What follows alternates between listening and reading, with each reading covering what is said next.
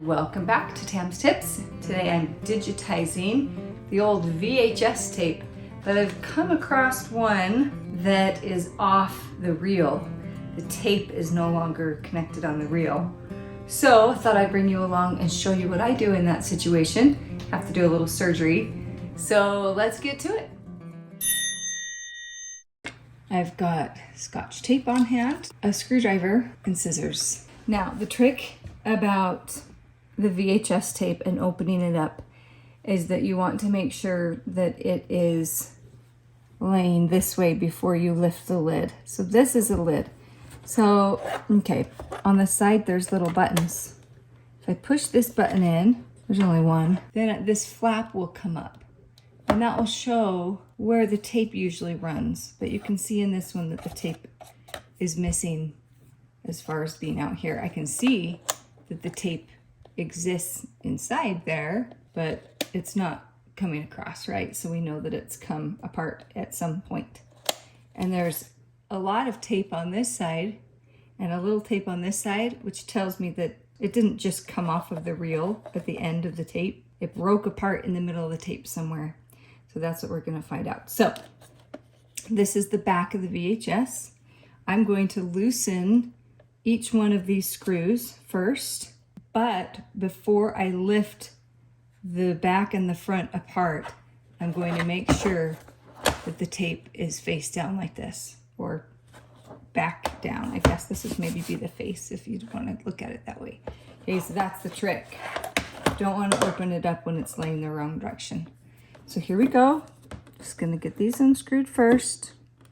That one was a little stuck, but I finally got it. Okay. 1, 2, they've got to be all the way off, not just loose or anything like that. There we go, that one finally engaged. Okay, is it coming? Yep, there it goes. And they are all the same size, so it doesn't matter if you get them mixed up. There we go, that one to come. You can see that coming out. Okay, and one more.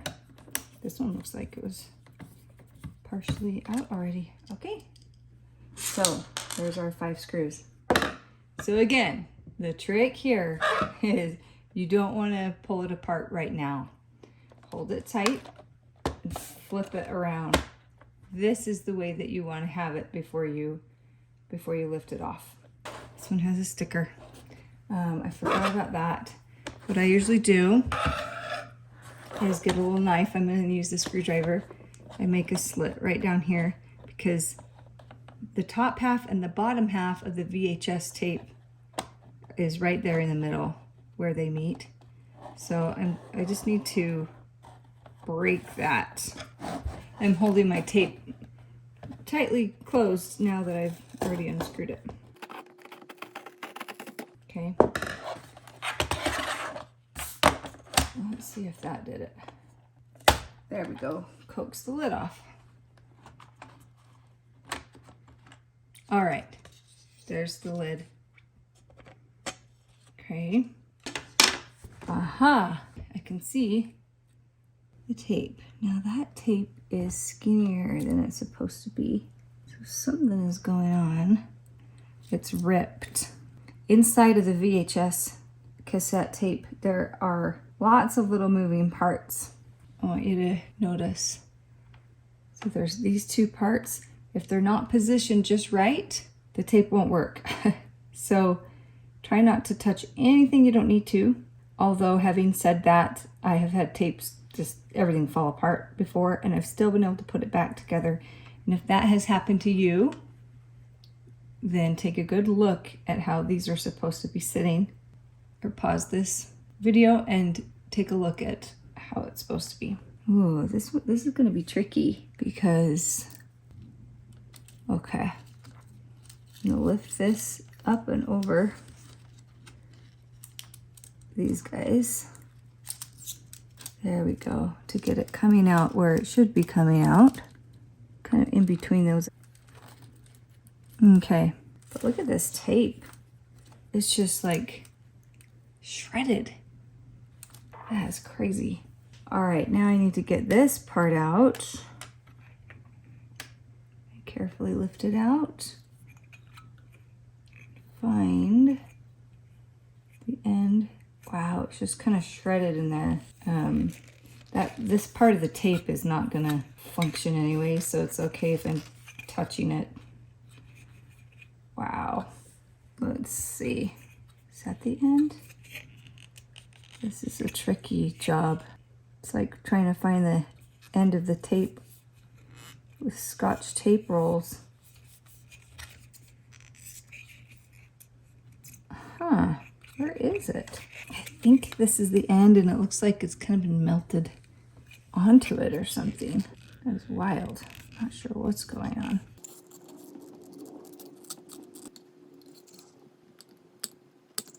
Trying to get any sort of an edge. There it is. It's like stuck to itself. I think I found a place that it will finally lift up. Just using the screwdriver to get in there. There we go. I think I finally got it. It is like melted onto itself. That is crazy. Well, this one's super tough.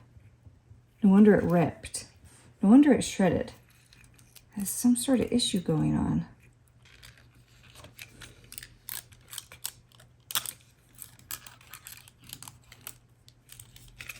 Okay, there we go.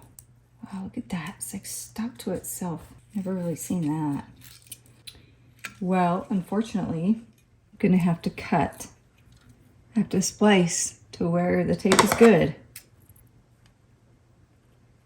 Just behind all the issues. And then same with this side. Look at that. Look how shredded it is. Something just ate the tape back in the day.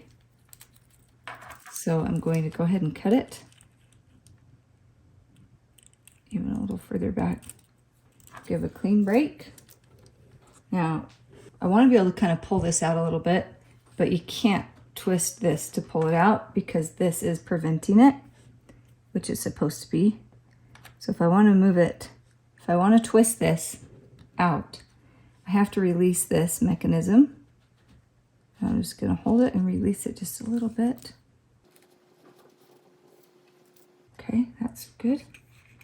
I'll go ahead and get my tape out of here.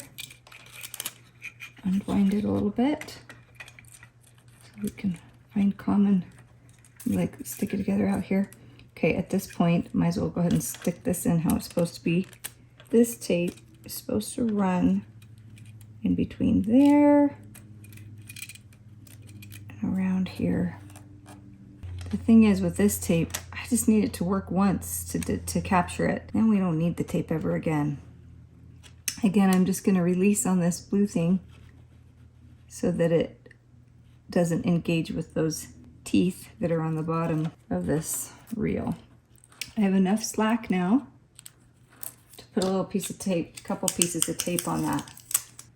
In fact, what I usually do is put tape on one side first.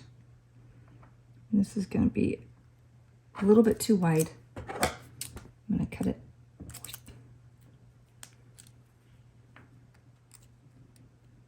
All right. Go ahead and put that on one side first. And it makes it easier to match up on the next side. And we want to do it as straight as possible.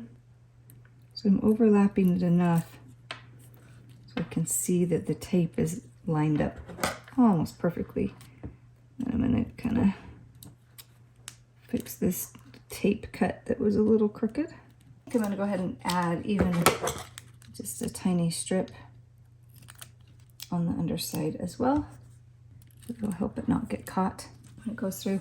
Now I'm going to cinch this up. I would like to see if I can see an image on this side as well. So I'm going to go ahead and rewind manually here because the tape machine will be harsher on it.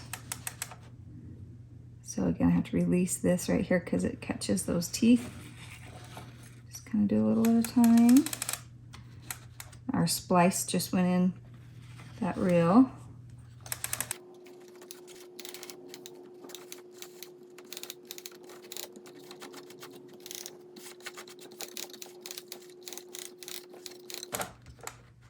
Okay, that is rewound. I'm gonna release that. Everything still looks good. Okay, everything's now in position. It's taped together. We ended up with this shredded stuff. Got the screws. We no longer need the tape. Got our screwdriver. Now I'm gonna put the lid back on. This is a little tricky, okay? Give it a little blowout with the dust and stuff. It's easier to put it on if this lid is up a bit. Here we go. So I'm looking at one specific spot.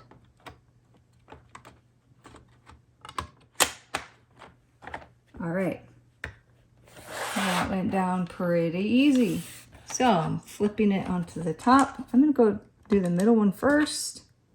Not that it matters too much, but it just seems like securing the middle would be best.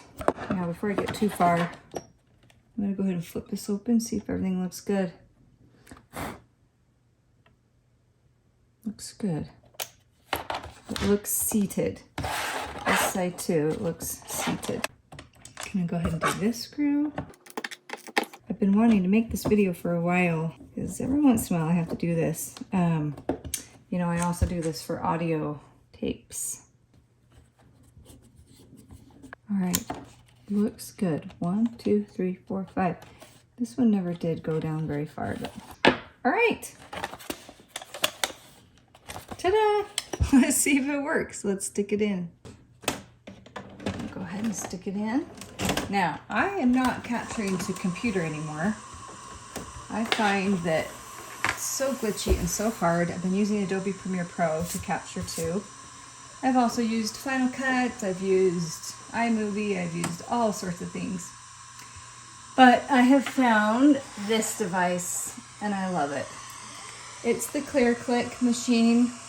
I just stick the VHS tape right in. Oh, you know what? I was fast forwarding it because it was rewinding. Ooh, it just passed the part of the tape. I think I heard it. Okay, so now it's rewinding. All right, guess I didn't need to wind all that. So this is the ClearClick. It goes straight from the back of the VCR, straight in, and has an HDMI out if you're just trying to view straight to your TV.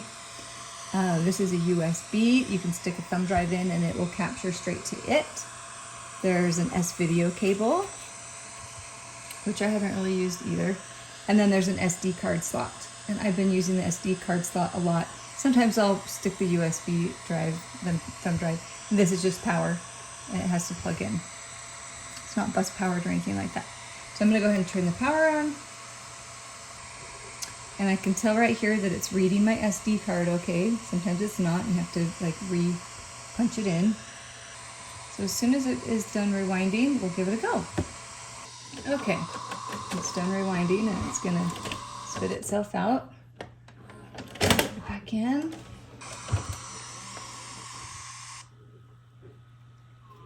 And I can see immediately what's coming off of it, but I hadn't pressed record yet. This unit, you can't press record if it doesn't detect a signal. So I wait till it's detecting a signal, then I hit record, then I rewind so I can get the beginning. Okay. All right, play. Now I've got the beginning. This is the indication that it's recording.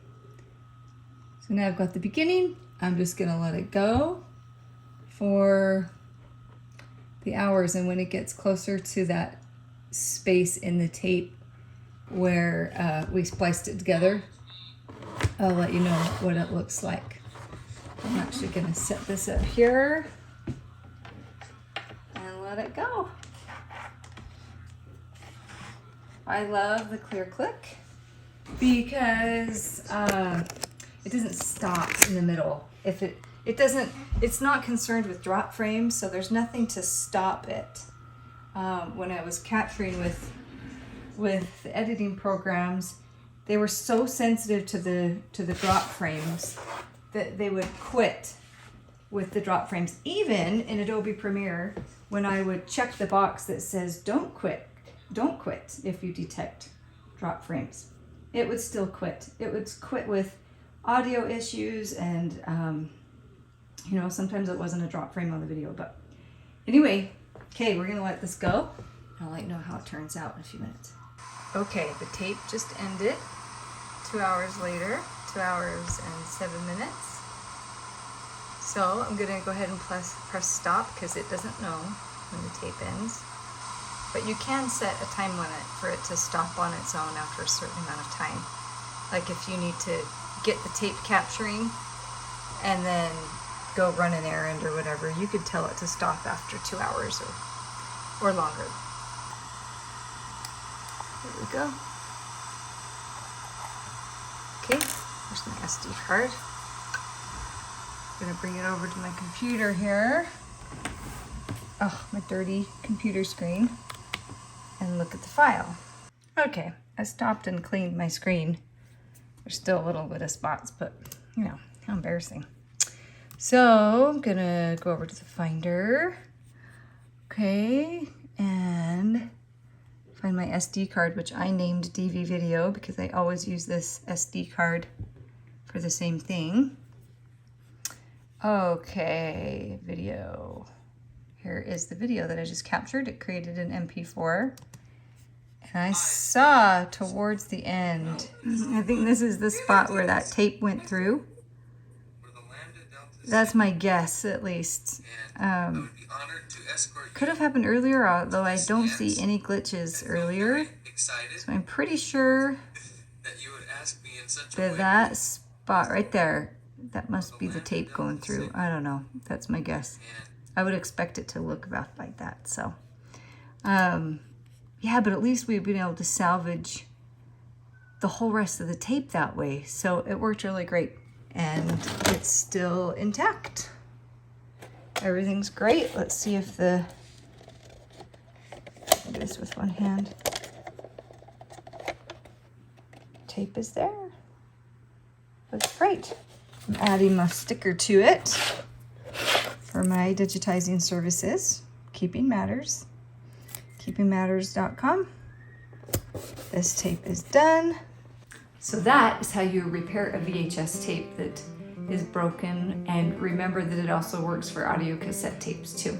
Let me know in the comments down below if this has helped you at all. I love hearing that it has. So join me on the next Tam's Tips, where I hope to solve a problem for you or make something better for you in your life. We'll see you next time.